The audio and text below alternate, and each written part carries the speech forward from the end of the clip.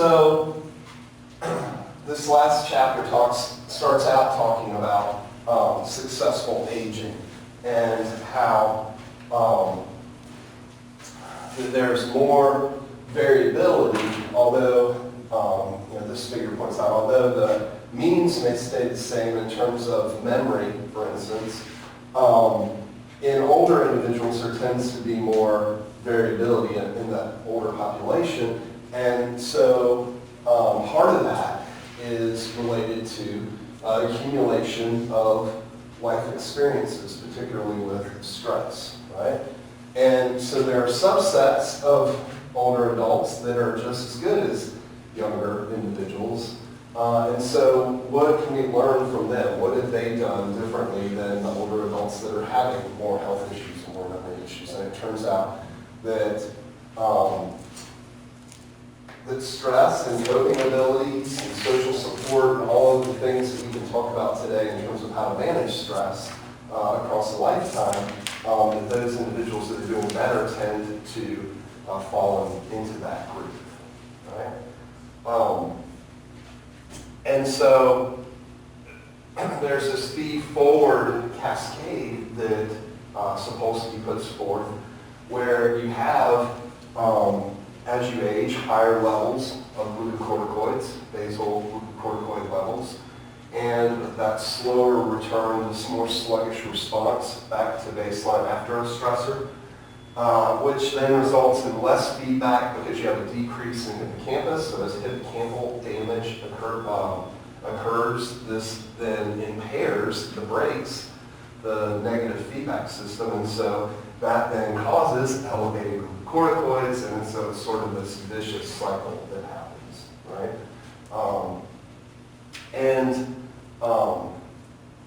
And while this does happen and then it accumulates over time, what he found out with the Meany experiment, the Meany experiment in Gall, Ed McGill looked at aging rats and found the same sort of thing, this subset where some of the aging rats were better on the memory test than others, and if you separated the rats by those subsets of who did better on the memory test and who did worse, and look at their systems, he found this, right? This feed-forward cascade. He found that they had less brakes, that they had more stress responses, smaller hippocampus, that sort of thing.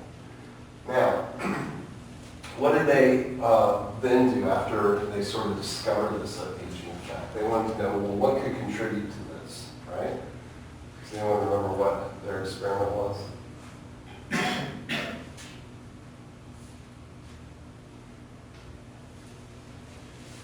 No. Is this the one where they looked at whether they were with other people, with other rats or not? Or is this the one where they looked at their prenatal environment? It was the postnatal environment, right? And so they thought, okay, if we handle these rats, right, when they're young, will that then decrease their stress response across their lifetime? So you think about these rats, what are they doing? They're living in a cage, pretty much just being picked up and put into a new cage every so often, right? And so being handled early on for 15 minutes a day for the first couple of weeks of life, right, got them accustomed to that, and that then became not a stressor for them. And then they just let them age for 2 years until they got to be elderly rats. Right? And the control rats that weren't handled early on had, did worse on the memory tests, had higher glucocorticoid levels, presumably because being handled throughout their life was a stressor every so often to them, as opposed to these animals that got used to it early on and had that contact, that handling contact early on. All right, so what do we know? What can we summarize about successful aging if we want to be successful in aging? Well, we know that early childhood experience plays a role in that, and so that doesn't do us much good, right? But as future parents maybe, or being around people with kids, then we can learn from that, right, and try to apply that. Socioeconomic status plays a role, we know, right, across aging. For more negative health comes and higher morbidity. We know that health risks play a role in that, right? So alcohol use or tobacco use or weight. And we know that social support systems matter. Right? And so a lot of what we've sort of applied from this field in the last 20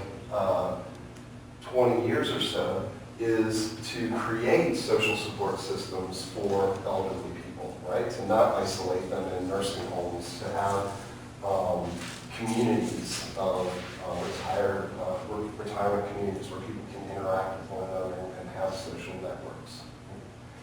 Resilient coping styles also plays an important role, being able to have cognitive flexibility in how you address stressors. Right? And finally, we've learned that feeling wanted, feeling respected, having some control in old age plays a big deal in that successful aging. All right. So there's also a section in this chapter about coping with catastrophic illnesses, because that's a huge stressful event, right? When you are diagnosed with cancer or some sort of major illness, right? So what are ways to cope successfully with that? So you can have displacement of worry, right? So this sort of goes with those 4 R's of cognitive behavioral therapy, where you try to relabel this, understand the illness, focus on the things that you're in control of, right? And let go of the things that you're not in control of. Right? In remission or following, successfully beating this illness, attitude is everything. It's important to not create anxiety, right? To not focus on the fact that there could be a relapse. To relish in the remission, if you will. And the effects of having, like if you have a child that has some sort of major illness, right? If the parents are anxious, that's going to produce stress on the child, and then that can, affect their health, right? So it's very important how you project in that case. And he also talks about religious rationalization, right? And this sort of gets to the idea that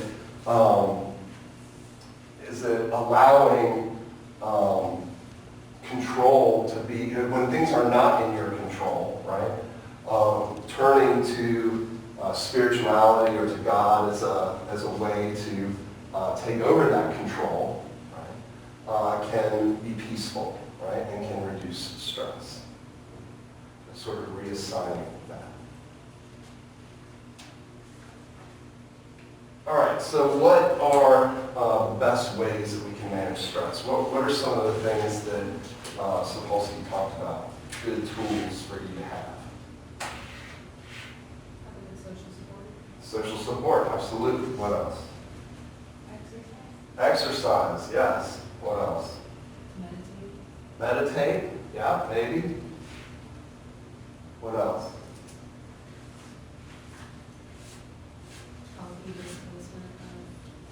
Having an outlet for frustration. Outlets for frustration, absolutely, and having healthy outlets for frustration, right?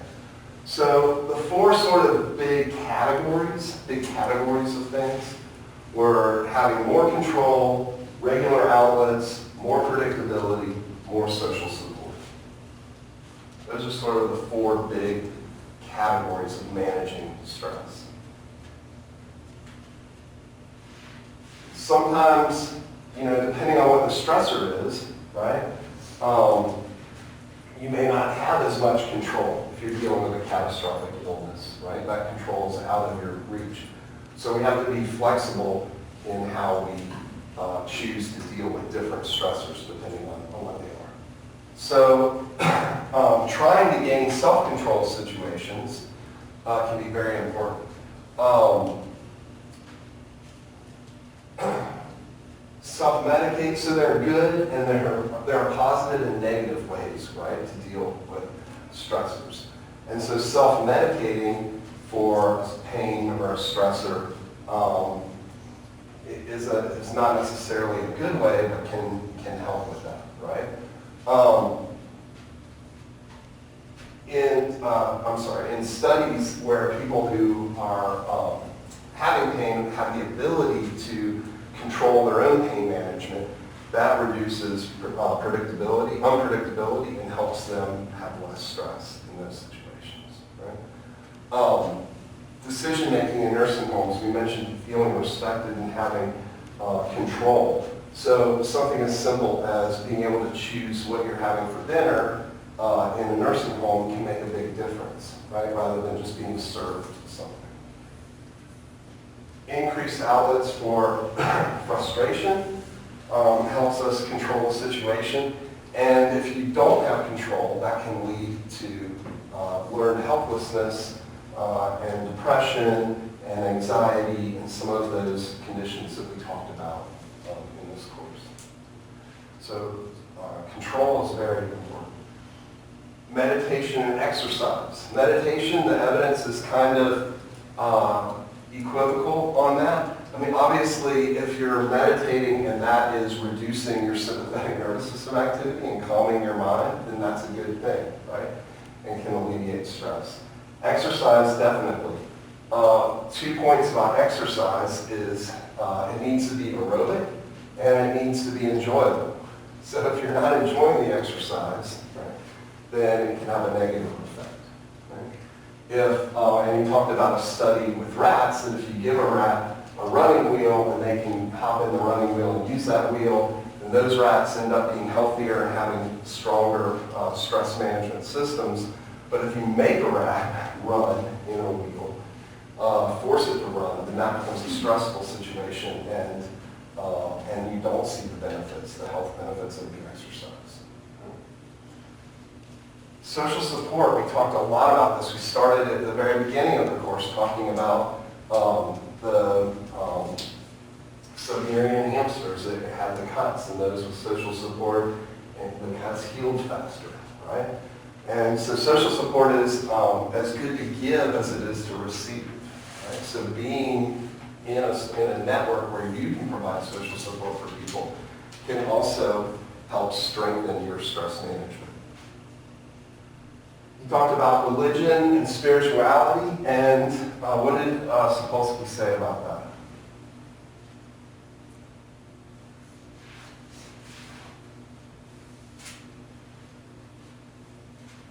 Yeah. It offers like peace of mind that there's something beyond our control, and you can rely on that instead of stressing about what can you do or what can doctors do. Right. And what about the studies on whether or not praying has a effect on health? They couldn't really find a good effect other than how it feeds into social support. Knowing that other people are praying for you seems to have more to do with social support than it does the actual act of praying. Yeah, so the problem with those studies, they find some positive effects. I mean, then they find some that are not as positive, right? And the problem is that there's a lot of confounds, right? You can't assign people, you can't do a controlled study, right? You can't say, okay, you people weren't religious, we're going to make you be religious and follow your health outcomes, and then you people that maybe were religious, we're going to say you can't be religious. So all of these things, all of those confounds makes it very difficult. And then you have other confounds like social support networks, right? So religion, people typically are not religious by themselves. Right? They're typically belonging to a congregation, a group. They are going to events, right? And so they have that social support aspect of it as well. So overall, I think he says, having a good sense of spirituality, maybe it's not organized religion, can be good for your mental health and can be a positive thing because it brings in lots of other positive impacts as well. And then finally, cognitive flexibility, right? The ability to have different styles of dealing with different types of stressors is important. And recognizing the ability to recognize stress and actively deal with it is an important part of that cognitive flexibility. And finally, that leads into sort of attitude and awareness, right? So being proactive rather than reactive. And being proactive allows you to gain control, to have self-control over those situations, to recognize when you're being stressed, and to then figure out, with your cognitive flexibility, ways to effectively reduce that stress. Right? And that reducing that stress can be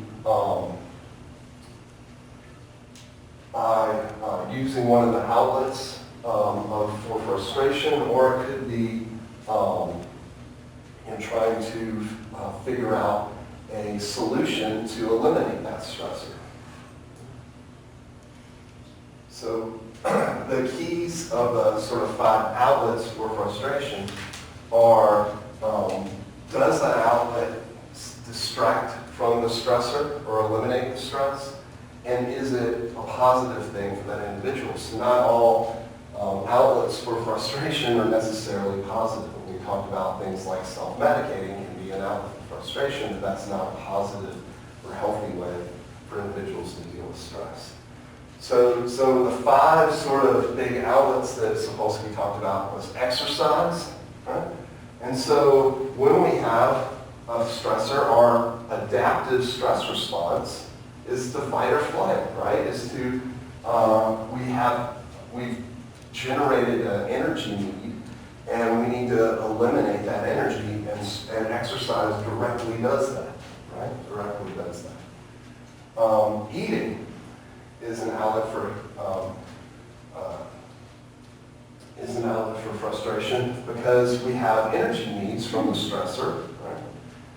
And also when we eat, that's going to turn on our digestion and stimulate the parasympathetic nervous system, and so that's going to help combat or work against the sympathetic nervous system. Is eating a positive or negative?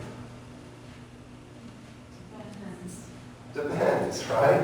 And so it can be negative, right? So if you're stressed out and you're eating 2 dozen Krispy Kreme donuts, that might eliminate the stress, but that's not necessarily a healthy outcome, right? All right. Maybe every now and then it's okay, but probably not like if you're doing that every day for a semester because you're stressed out, that would be necessarily a good thing, right? So recognizing that. Again, having the self-awareness and the cognitive control to recognize when maybe you're stress eating, right, as a coping mechanism. Displacement of aggression alleviates frustration and gains control, but it's not positive for you or for whoever's taking out that frustration, right?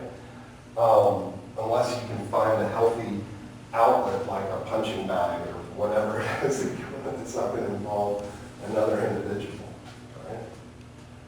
right? Social support, we've talked about this and about how that lowers cortisol and has better overall health outcomes.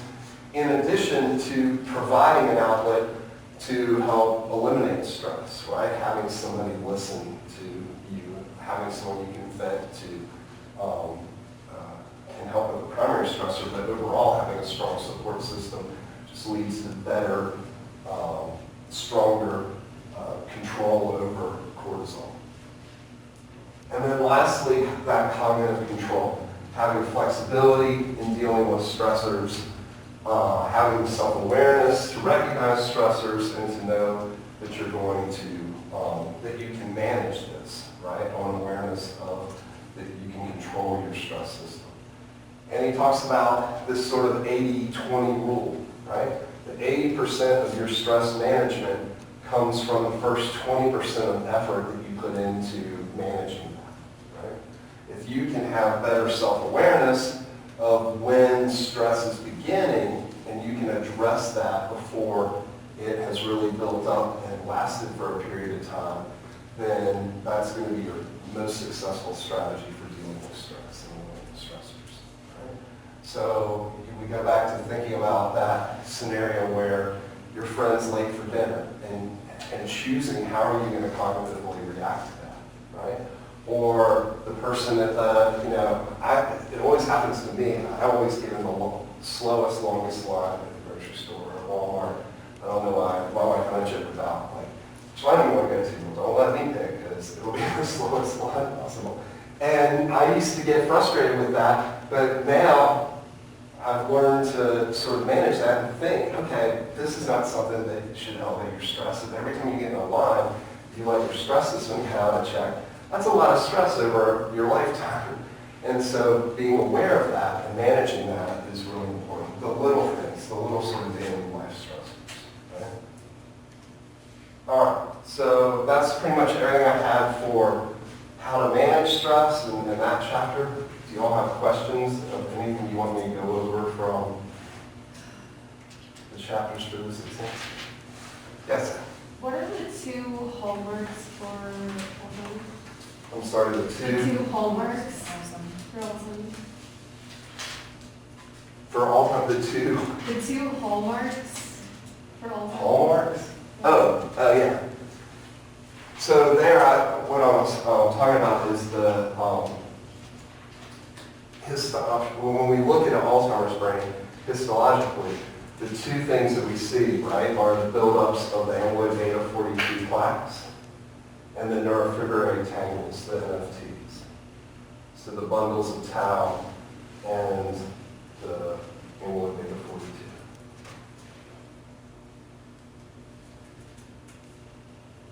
And so, yeah, you should understand, like, where does amyloid beta 42 come from? How does it get made? Why is it aggregated?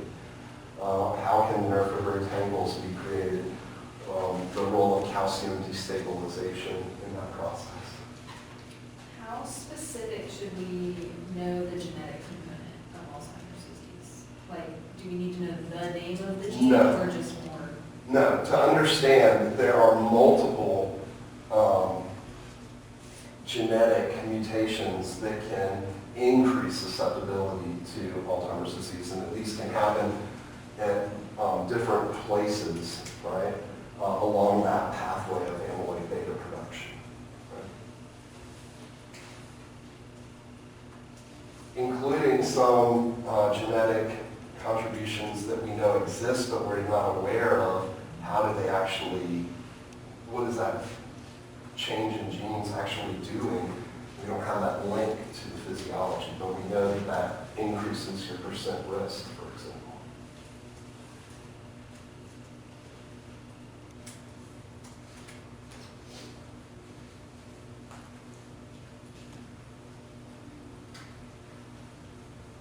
Other questions? Do you know of anything, just off the top of your head, from the society in this chapter that you would like us to focus on? Yeah, the stuff that we talked about today. So the 5 outlets for frustration, the ways to deal with catastrophic illness,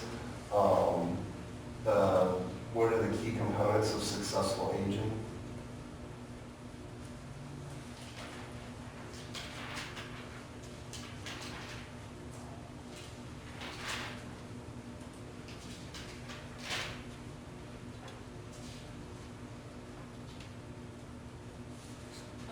For genetic influences on depression, some sort of thing, just that there's certain mutations that can increase your risk, or having a family member with an increase in your risk.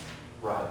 So there's sort of the general genetic influences on depression, but then we talk specifically about the research paper that looked at the allele for the adenylyl cyclase and how that was linked, and how females more than males, there's an effects on the rates of depression. So that kind of gets into the research papers.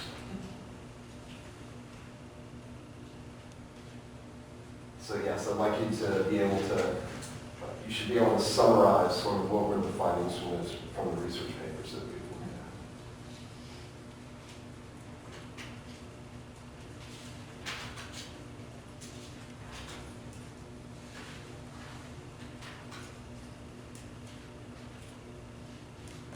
at. Other questions?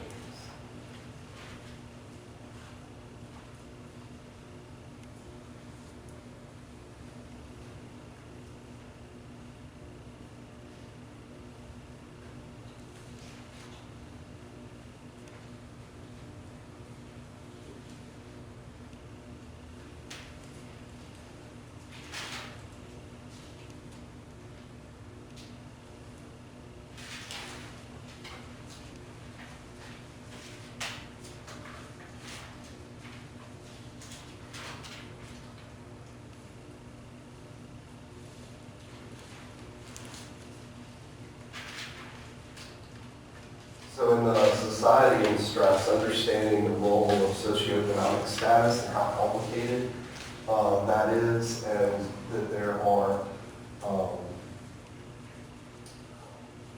the differences in access to health care and in health risk can contribute to the poor outcomes, but don't fully explain the poor outcomes. And what else is in the society and stress? Yeah, the ranking hierarchy for animal models, but also recognizing that in some animal models, being dominant is the more stressful position than being subordinate. Sort of understanding the fact that in terms of hierarchy in humans, that the middle hierarchy tends to be the one that has the most stress because they have both being sort of subordinate and not having as much control, but also having responsibility as well. So, More stress. yes. The middle sort of groups tend to, as opposed to that executives or the lowest level subordinates.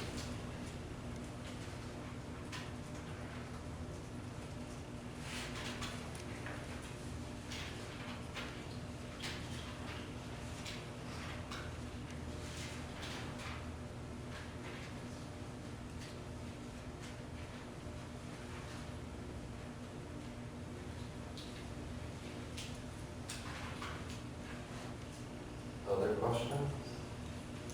Things I can talk about? How many of the anxiety disorders do you want us to know about? See, we talked about, We briefly mentioned like 6, but we really only fully talked about panic attacks in general. yes, so I think having an understanding of panic attacks, general anxiety, and PTSD.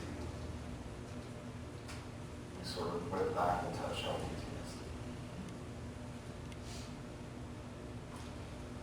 So those 3, I think, are sort of the ones that you should have understood. Can you explain how time and severity affect the helpfulness of predictability? How, How time and severity affect the helpfulness of predictability of stress? yeah, so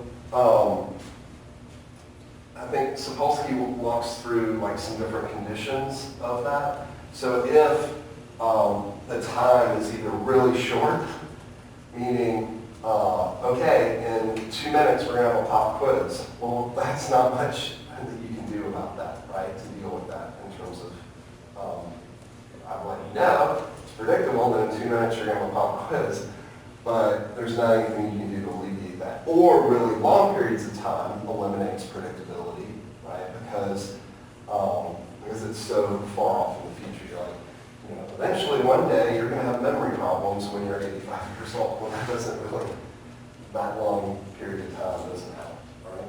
So thinking about that, right? And then the severity of that, even if we have predictability, but it's a really severe stressor, then we can't, it's hard to, predictability doesn't really help in that situation when it's a really severe thing. So is that Like catastrophic illness or something like like it's so severe you don't have control over it? that. Right. Is that kind of- So control and predictability are kind of intertwined, right? Is that kind of what he was talking about when it's like hearing that traffic is, and like, so the really big, rare, you have cancer is not helpful, and then the smaller stuff, like, there's gonna be traffic today, is also not helpful. Right? Right. That's something you have to do anyway. Yes, that you're going to have to deal with. Right?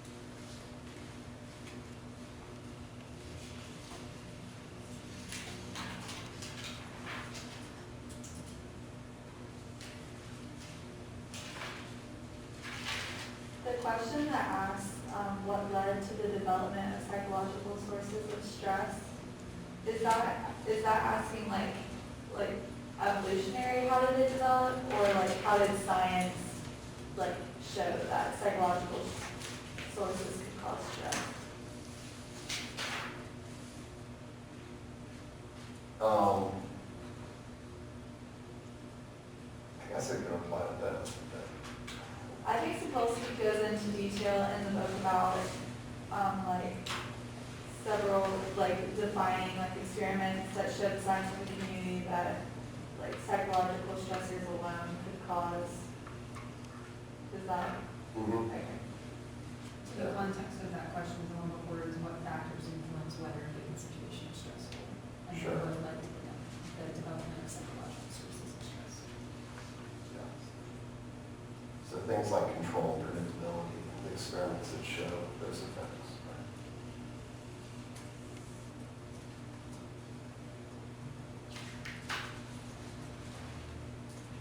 When you talk about the 3 types of treatment for depression, are you talking about CBT, drugs, and then electroshock therapy and transcranial magnetic stimulation as well? Yeah, so I would say, I mean, cognitive behavioral therapy is one type of psychotherapy, but I would say psychotherapy in general. Because there's other psychotherapy that's helpful, right? But in general, being able to have the cognitive tools, the cognitive toolkit from therapy in order to deal with depression tends to be the most successful, although sometimes people need medication in order to get to the place that they can build that toolkit, right? And then in a far extreme, the transcranial magnetic stimulation, the TMS or the ECT, in people that are resistant to either drug or psychotherapy, can be beneficial, right? But all of that, the real key of all that is that you're strengthening a weakened limbic system, a circuitry in the brain. And that's what really is the fix, right? It's not a chemical imbalance. It's not,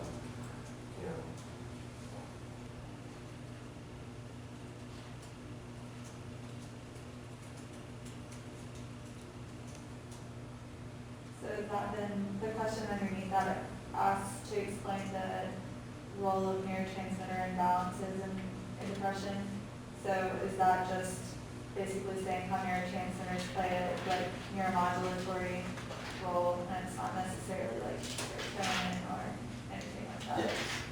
Because some people respond to norepinephrine, some people respond to serotonin, but again, it's neuromodulatory. It's helping strengthen a weakened limbic system is the way that that's having its impact.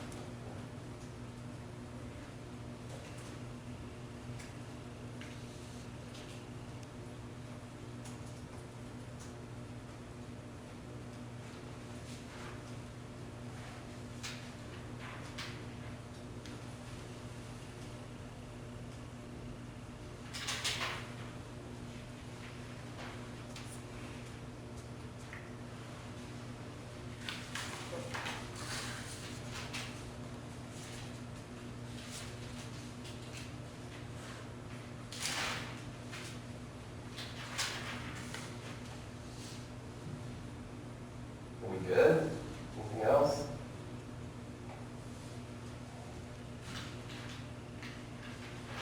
I'm happy to stay here another 10 minutes. Will you post the slides from Friday and today? Yes, did I not post them from Friday? Sorry. Don't email me if I don't do that in a couple hours after class. I got busy on Friday.